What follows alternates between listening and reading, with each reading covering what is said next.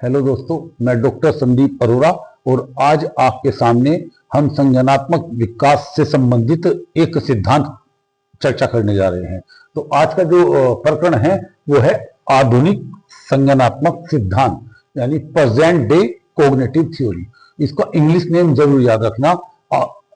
Gene पियाजे और Jerome S Brunner दोनों ने संज्ञानात्मक सिद्धांत दिए हैं। जीन पियाजे का सिद्धांत संज्ञानात्मक सिद्धांत के नाम से जाना जाता है कोग्निटिव थ्योरी से, और इनका जो सिद्धांत है प्रेजेंट डे कोग्निटिव थ्योरी, क्या नाम बताया मैंने, प्रेजेंट डे कोग्निटिव थ्योरी के नाम से जाना जाता है। तो जब भी बात आए कि आधुनिक संज्ञानात्मक सिद्धांत या प्रेजेंट डे कोग्निटिव थ्योरी किसने दी, तो अमेरिका के एक मनोवैज्ञानिक थे जेरोम एस ब्रूनर। क्या नाम बताया मैंने, जेरोम एस ब्रूनर, जो अमेरिकन साइकोलॉजिस्ट थे। 1960 में उन्होंने अपना संज्ञानात्मक विकास का सिद्धांत दिया जिसको हम प्रेजेंट डे कोग्निटिव थ्योरी के नाम से जानते हैं। जेरोम एस ब्रूनर ने जीन पियाजे के साथ काम किया, लेकिन जीन पियाजे और ब्रूनर के संज्ञानात्मक सिद्धांत में अंतर है। तो जेरोम ब्रूनर के सिद्धांत को समझने से पहले हमें जीन पियाजे और ब्रूनर के सिद्धांत के मध्य जो अंतर है उसको समझना पड़ेगा। तो जीन पियाजे और ब्रूनर दोनों ने ही संज्ञानात्मक विकास के सिद्धांत दिए। जीन पियाजे क्या कहते थे, जीन पियाजे कहते थे कि बालक का बौद्धिक विकास कैसे होता है, और जीन पियाजे इस चीज को कहते थे कि जैसे जैसे बच्चे की उम्र बढ़ती चली जाती है वैसे वैसे उसका बौद्धिक विकास होता जाता है। जबकि ब्रूनर क्या कहते थे, ब्रूनर कहते थे कि जो बौद्धिक विकास है वो किस प्रकार व्यक्ति के बोध में वृद्धि करता है, यानी जो बौद्धिक विकास है वह किस तरीके से किसी प्राणी के बोध में वृद्धि करता है उसको जानना बहुत जरूरी है, और जब तक हम शिक्षा से नहीं जोड़ेंगे इसको हम नहीं जान सकते। ब्रूनर ने अपने संज्ञानात्मक विकास के सिद्धांत में 4 अवस्थाओं का जिक्र किया था, जिनको हम नंबर 1 सेंसरी मोटर स्टेज, दूसरी थी प्री ऑपरेशनल स्टेज, तीसरी थी कॉन्क्रीट ऑपरेशनल स्टेज और चौथी थी फॉर्मल ऑपरेशनल स्टेज। इस प्रकार से जीन पियाजे ने अपने संज्ञानात्मक विकास के सिद्धांत में 4 अवस्थाओं का जिक्र किया था, और उन्होंने कहा था कि जो बालक का संज्ञानात्मक विकास होता है वो इन्हीं 4 अवस्थाओं में होता है, और इन चारों अवस्थाओं की अलग अलग विशेषताएं होती हैं। तो इसलिए जीन पियाजे के सिद्धांत को हम स्टेज अप्रोचेस कहते हैं। तो क्या कहते हैं जीन पियाजे के सिद्धांत को, स्टेज अप्रोच।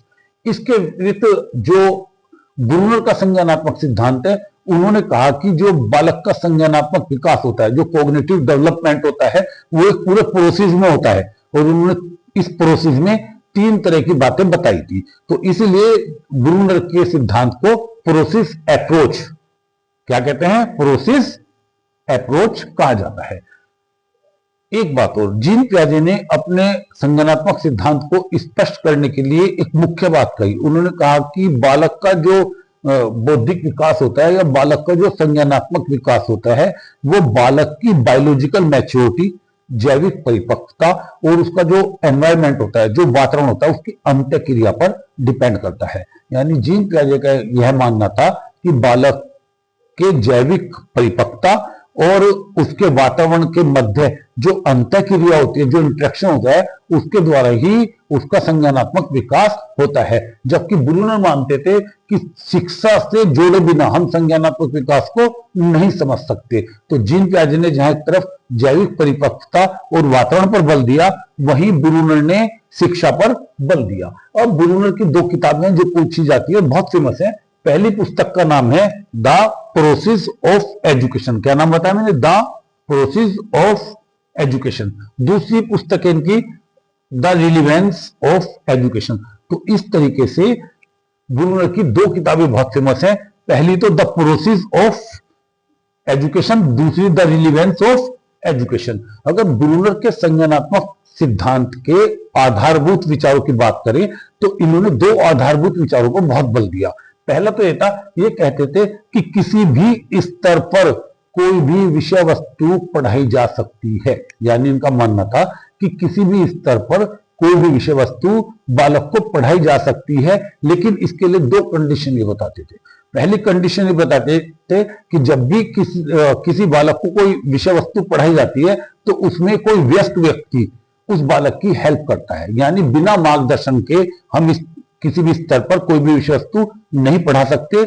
हम इसको तब पढ़ा सकते हैं जब उचित मार्गदर्शन दिया जाए, और इस उचित मार्गदर्शन देने को इन्होंने एक नया शब्द दिया जिसको हम बोलते हैं इसके फोल्डिंग। क्या बोलते हैं? इसके फोल्डिंग। इसका सिंपल सा अर्थ होता है कि सीखने में, अधिगम करने में बालक की किसी मैच्योर पर्सन द्वारा सहायता करना। और ये प्रश्न पूछा भी गया है कि इसके फोल्डिंग क्या होता है। इसके फोल्डिंग का मतलब होता है कि बालक के सीखने में, बालक के अधिगम करने में, बालक के लर्निंग करने में किसी मैच्योर व्यक्ति द्वारा उसका मार्गदर्शन करना, उसकी सहायता करना, इसके फोल्डिंग कहलाता है।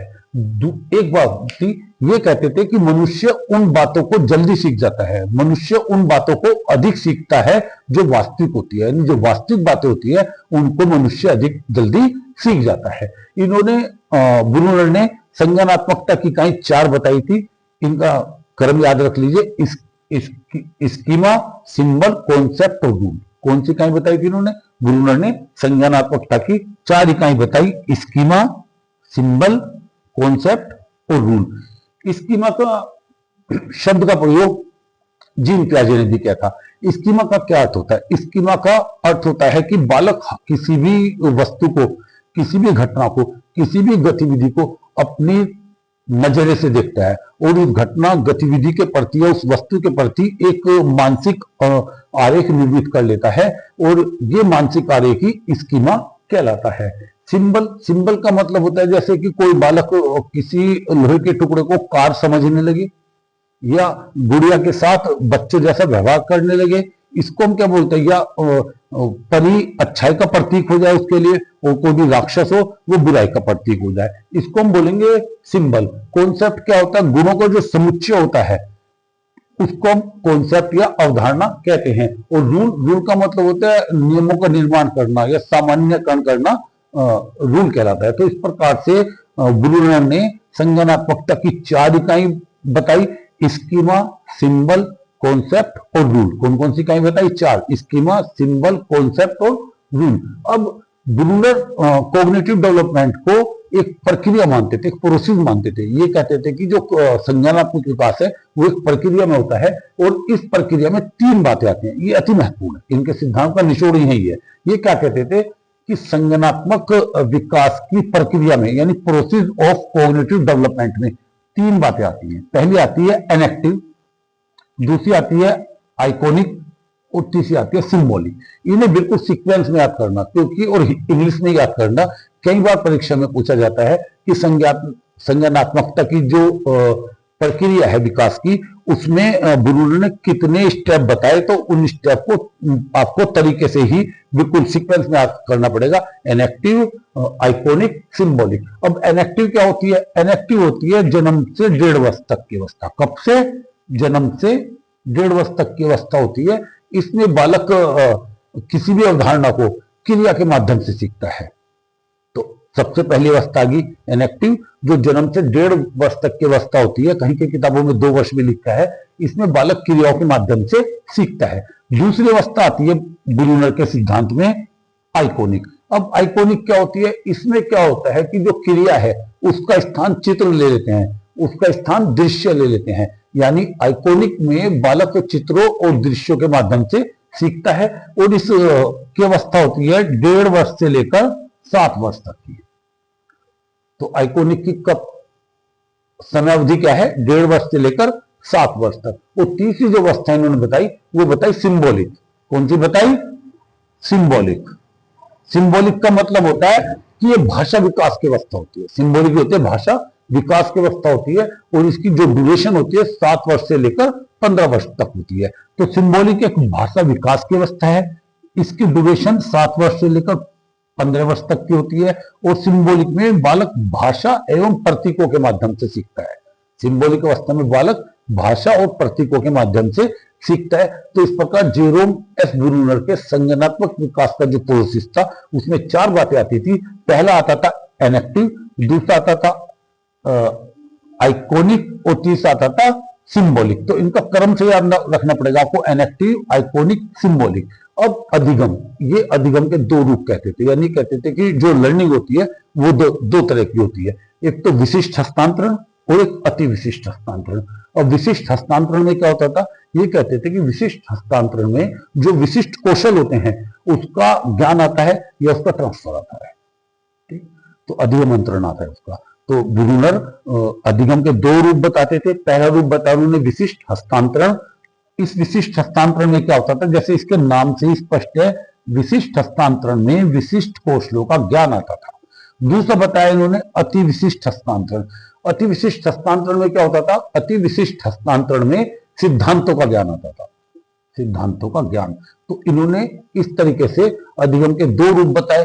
पहला रूप था विशिष्ट हस्तांतरण जिसमें विशिष्ट कौशलों का ज्ञान आता था। उसके बाद दूसरा था अति विशिष्ट हस्तांतरण जिसमें सिद्धांतों का ज्ञान आता था। अब करिकुलम, किस प्रकार का करिकुलम की बात करते थे, तो इन्होंने करिकुलम में एक नया शब्द जोड़ा जिसको कहते हैं स्पाइरल करिकुलम। स्पाइरल करिकुलम यानी सर्पिल पाठ्यक्रम, यानी सर्पिल पाठ्यक्रम। अब स्पाइरल करिकुलम या सर्पिल पाठ्यक्रम का आधारभूत विचार क्या है, इसका आधारभूत विचार ये है कि किसी भी बालक को किसी भी स्तर पर कोई भी विषय वस्तु पढ़ाई जा सकती है। ये स्टेटमेंट में पूछा जाता है। एक बार ये पूछा गया था कि किसने कहा कि किसी भी स्तर पर कोई भी विषय वस्तु पढ़ाई जा सकती है, तो ब्रूनर ने कहा। लेकिन ब्रूनर ये कहते थे कि जब भी पढ़ाई तो जा सकती है लेकिन बिना मार्गदर्शन के नहीं पढ़ाई जा सकती। और दूसरा, ये धीरे धीरे जटिल और गहराइयां लेती चली जाती है। इसको आप एक एग्जाम्पल से समझ लीजिए। मान लीजिए 3rd ग्रेड पर, तीसरी क्लास में किसी बच्चे को भिन्न समझाई जाए, उसको फ्रैक्शन की अवधारणा हमने बता दी कि भाई ऊपर वाला अंश होता है, नीचे वाला हर होता है। अब अगली कक्षा में जाने पर उसको उसका जोड़ना और घटाना सिखा दिया मूल अवधारणा के साथ, और उससे अगली कक्षा में जाने पर उसको भिन्नों की अवधारणा बताई, उसका जोड़ घटा बताया, और उसके बाद उसका गुणा और भाग भी हमने बता दिया। तो अवधारणा तो एक ही थी, तीसरी कक्षा में भी, चौथी में भी और 5वीं में भी, लेकिन हर बार उसमें गहराई आती जा रही थी, उसमें जटिलता का स्तर बढ़ता चला जा रहा था। इसी को ये क्या कहते थे, इसी को स्पाइरल करिकुलम या सर्पिल पाठ्यक्रम कहते थे। और इन भिन्नों को सीखने में या किसी भी ऐसी कंटेंट को सीखने में अध्यापक जो उस बच्चे की सहायता करता था, उस सहायता करने को हम बोलते थे इसके फोल्डिंग। तो इन्होंने इसके फोल्डिंग शब्द को एक प्रकार से गढ़ा। अब ये किस प्रकार की शिक्षण विधि पर जोर देते थे, ये देते थे खोज विधि यानी डिस्कवरी मेथड का। तो ब्रूनर ने किस विधि का समर्थन किया, इन्होंने खोज विधि या डिस्कवरी मेथड का समर्थन किया। एक बात हो यहाँ पर कि ह्यूरिस्टिक मेथड, उसको भी खोज विधि कहते हैं हिंदी में, और डिस्कवरी मेथड इसको भी खोज विधि कहते हैं। लेकिन दो में अंतर होता है। जो ह्यूरिस्टिक मेथड होता है जिसको हम खोज विधि बोलते हैं, वो आर्मस्ट्रांग ने दिया था। और ये जो डिस्कवरी मेथड है इसको भी हम खोज विधि बोलते हैं, ये ब्रूनर ने दिया था।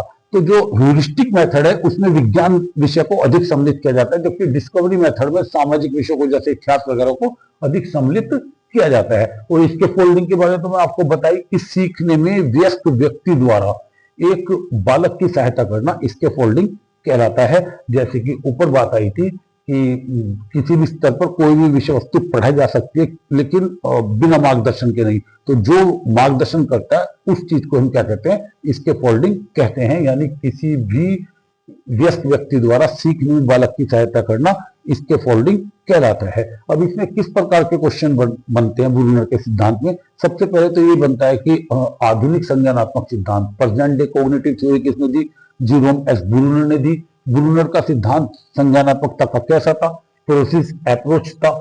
ये the process of education, the relevance of education पुस्तक किसने लिखी, ब्रूनर ने लिखी। इनके दोनों स्टेटमेंट पूछे जाते हैं कि किसी भी स्तर पर कोई भी विषय वस्तु पढ़ाई जा सकती है। ब्रूनर ने कहा मनुष्य उन बातों को अधिक सीखता है जो वास्तविक होती है। सबसे ज्यादा जो पूछा जाता है इन तीनों स्टेजेस का, जो इनका कॉग्निटिव डेवलपमेंट का प्रोसेस था, उसके 3 बिंदु थे, एनेक्टिव, आइकोनिक और सिंबल। इन तीनों का क्रम पूछा जाता है। स्पाइरल करिकुलम का विचार किसने दिया, तो स्पाइरल करिकुलम का विचार ब्रूनर ने दिया। और इसके फोल्डिंग क्या होता है, व्यस्त व्यक्ति द्वारा बालक की किसी भी विषय वस्तु को सीखने में सहायता करना, इसके फोल्डिंग कहलाता है। धन्यवाद।